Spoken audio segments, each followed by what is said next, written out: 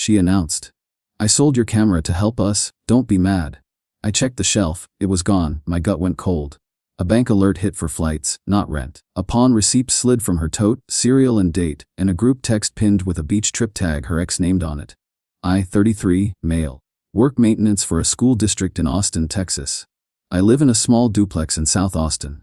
Her name is Riley. We dated 1.5 years. We were talking about rings. My best friend is Mark.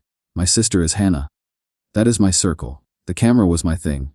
A used Canon I bought after my dad passed. I took photos of birds at the lake. I took photos of my sister's kids when they learned to ride.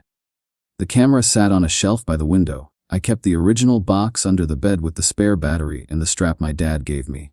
Riley walked in from errands with a bright face. She said, "I sold your camera to help us, do not be mad." She threw it out like a kindness. Like she had donated a shirt. I heard the words. I did not understand them. I asked why. She said bills. She said my hours had been cut for 2 weeks. She said she did not want to stress me. She said the camera was old. She said we could buy a better one later. She kissed my cheek. She grabbed water. She put her tote on the counter and walked to the bathroom. I stared at the empty shelf. There was a clean rectangle of dust where the camera had been. I opened the closet for the box. The box was gone. My throat tightened. My phone buzzed on the counter. A bank alert from our shared card. 2 airline tickets purchased. Destination code I knew. A beach city 2 states away. Not rent. Not utilities. I tapped for details. The amount matched 2 budget seats. I wrote the time in my notes. Something slipped from Riley's tote and hit the floor. I picked it up. A crumpled pawn receipt. The shop name sat at the top. A street I knew near the river. The clerk had written the serial number. The item line said, Canon EOS body and lens. The date was today. I took a photo of the receipt with my phone and slid the paper back where I found it. Riley came back and hugged me from behind. She said she did it for us. She said we were a team. I nodded and kept my mouth shut. I wanted truth. Not a scene. My group text with Mark and Hannah lit up. Mark sent a screenshot from a different chat. Someone had added him by mistake. It was Riley and 2 friends. A photo of a sun hat and a boarding pass. The caption said, "Beach reset, let the shots pay for themselves." The next line had a tag. Cole's in.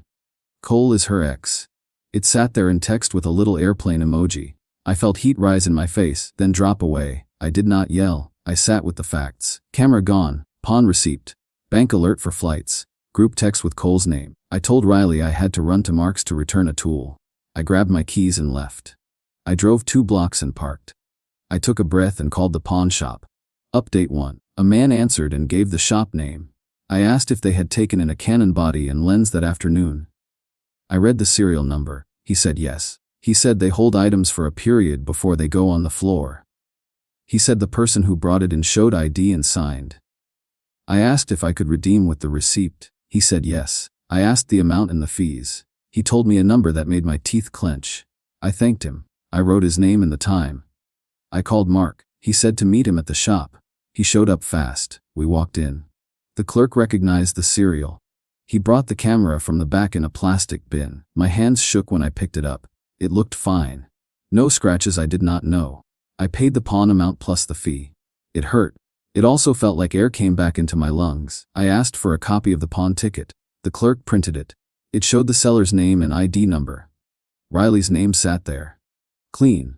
No way to call it a mistake. I took a photo of the ticket and put the copy in my folder. Mark drove behind me to my place. I walked in with the camera wrapped in a towel. Riley sat on the couch with her phone. She looked up and tried to smile. Her eyes went to the towel. She knew. I set the camera on the table. I put the pawn ticket next to it. I did not raise my voice. I asked her to explain the flights. I asked her to explain the group text with Cole's name. I asked her to explain selling my camera. She said the flights were for a work thing. She said the tag was a joke. She said the pawn was a short-term thing to help me, and we would buy the camera back, so it did not matter. She said I was being dramatic. I opened my bank app and showed the airline charge on our shared card. Then I opened the pawn ticket copy and tapped her name and ID. I said one line. This matters. She rolled her eyes and called me controlling.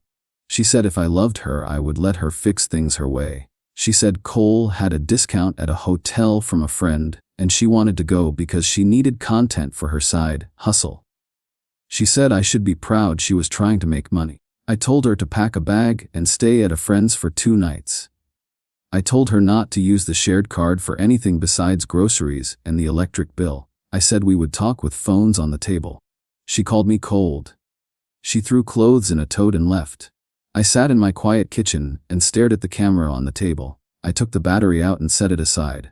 I placed the camera back on the shelf. The dust print lined up. I wiped the shelf clean. I made tea with shaking hands. I did one more thing before bed.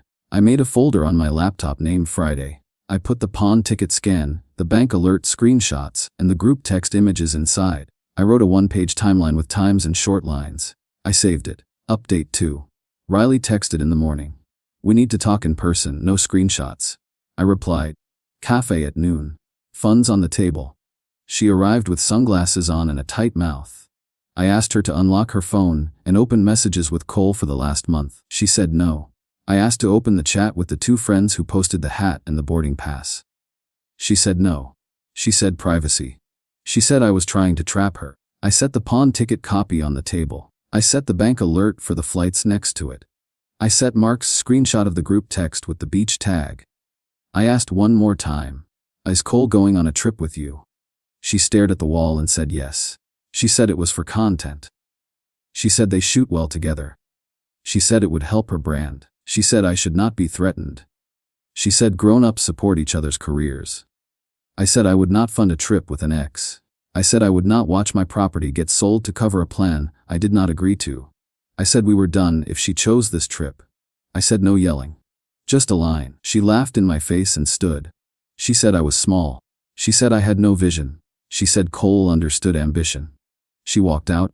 I called Hannah and told her the short version. She came over with sandwiches. She is good at sitting with silence. She said one sentence. Do not let her rewrite this. I pulled our joint card history for the last month. I saw small charges that now made sense. A new swimsuit. A deposit at a beach hotel. I took screenshots. I called the hotel and asked to confirm a deposit in my name. The agent said the deposit was in Riley's name with her card. She would not give me more. I thanked her. I wrote it down. I wrote Riley a message with 2 lines. Trip with your ex is your choice. My answer is no. Return my spare keys by tonight. She replied with 1 word. Fine. I met Mark at the pawn shop again. I asked the clerk how long before the camera would have gone on the floor. He said a standard hold. He said I caught it early. He told me the shop sends serials to a system that helps police track stolen goods. He said it is better for everyone when items go back to the right person. I thanked him. I asked for a business card. I put it in my folder. That night I changed my online banking password and froze the shared card. I moved my savings to a new account. I took my passport, my birth certificate, and my social card to a small firebox in my closet. I did not do it to punish Riley. I did it to protect myself. Riley returned the keys by dropping them in the mailbox. No note, no knock. A minute later she posted a story. Black screen, white text. Some men hate a woman with plans. I ignored it. Hannah sent me a photo of a dog to break my brain out of the loop. It helped. Update 3. 2 days went quiet. Then I got a call from a number I did not know. A clerk from a boutique called to confirm alterations for a dress Riley had put on hold. The date on the tag matched the beach trip dates. The clerk said Riley listed me as the pickup contact. I told her to remove my name. I wrote the time and the shop name. It was a silly detail. It told the truth in a new voice. Mark texted me a screenshot from another group thread. Riley had dropped a photo of a boarding gate. The caption said, 2 tickets, all Compton Spirit. A friend asked, does he know? She replied, he will not care when I blow up. That was the last straw for me. Not the trip, the contempt. I met with a small firm near my work. Ms. Alvarez sat across a small desk and listened. I gave her the folder. Pawn ticket copy, bank alerts, group texts. She read fast and looked at me with steady eyes. She said I had 2 simple options. In the relationship and divide property with a letter. File a small claims case for unauthorized charges on the shared card and the pawn loss I had to cover. She said we could do both. I said yes. She drafted a letter that day. It asked Riley to stop using our shared card.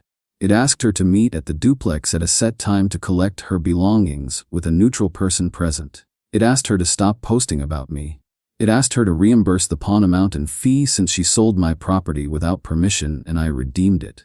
It was calm. No insults, just lines and amounts. Ms. Alvarez sent it by email and certified mail. Riley replied with 3 sentences. I sold it to help us. You got it back. I owe you nothing. Ms. Alvarez replied with the small claims filing and the date. The court sent a notice. I printed it and put it in the folder. That night the property office slid a notice under my door. It said a man had tried to pick up a spare key to my unit without being on the lease. The note listed the time and a description.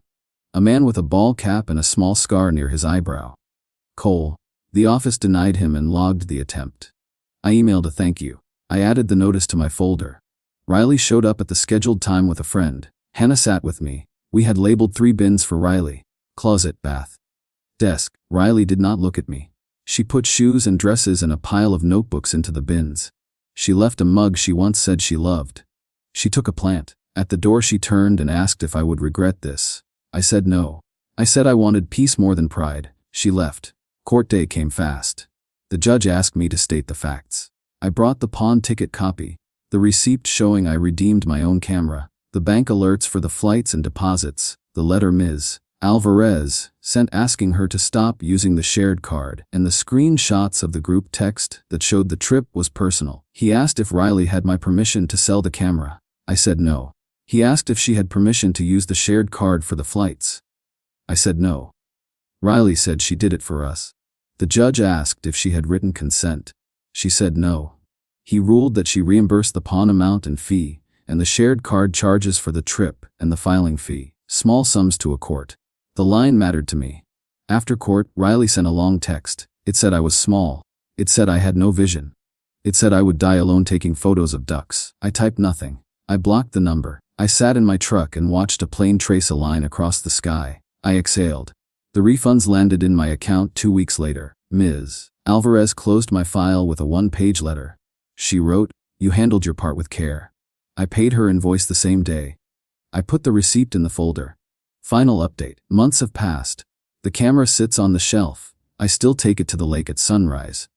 I still catch herons lifting from the water. My hands do not shake when I hold it now. I take fewer photos. I keep more. I move the couch to face the window. I bought a cheap plant that leans to the light.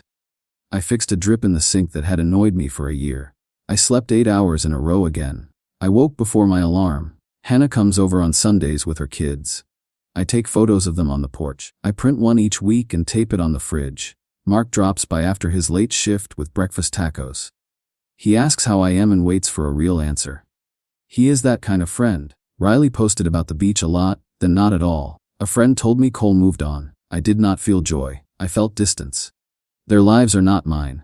I made rules for myself. If a partner wants to sell my property, the answer is no unless we plan it together. If a partner buys flights with a shared card and hides the details, I treat it like a line crossed, not a misunderstanding. If my gut flips, I write the time, I save the proof, I ask one clear question.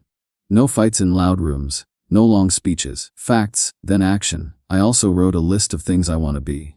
Steady, kind, boring in good ways. I want to be a person who does not call people names. I want to be a person who cuts a rope when it burns the hands, not when it burns the house. A week ago, I walked near the pawn shop and stopped in to thank the clerk. He smiled and said it is rare to see something go back to the right place. He asked if I still shoot. I said, yes. He nodded. The bell on the door rang as I left. I stood on the sidewalk and felt the small grace of a clean, ordinary sound. I do not hate Riley. I miss the mornings when we made coffee and shared dumb jokes about the neighbor's dog. I do not miss the feeling I had in my chest when I saw that empty shelf. I choose a quiet chest now. If you are sitting in a kitchen with a bank alert on your screen and a story in your ear that does not match it, hear me. Save the alert. Check the shelf. Look for the receipt. Ask one question. If the answer bends away from the facts, stop. Draw a line. Call a friend. Write the times. If you need to, file the small case. It is not about winning money. It is about telling yourself the truth and letting the world hear you say it. I keep the camera battery charged. I keep my bills paid. I keep my phone quiet after 9. I read on the couch some nights. I send photos to Hannah without any captions. She sends back a heart. That is enough. I took a new photo at the lake last week. A kid stood on the shore with a purple kite. The wind shifted, the kite lifted, and he laughed loud. His dad clapped once and handed him the string. I took one photo, then I put the camera down and watched with my own eyes. I felt okay. I am not better than anyone. I am better than I was that night at the counter with the pawn slip in my hand and a story in my ear. I did not rage. I did not post. I wrote the times. I stood up. I walked out. I chose me. I lock my door at night. I sleep, I wake, I work. I call Mark and Hannah. I carry my camera to the lake. I come home to a quiet room and a plant on a sill and a shelf that is not empty. I like this life. I plan to keep it.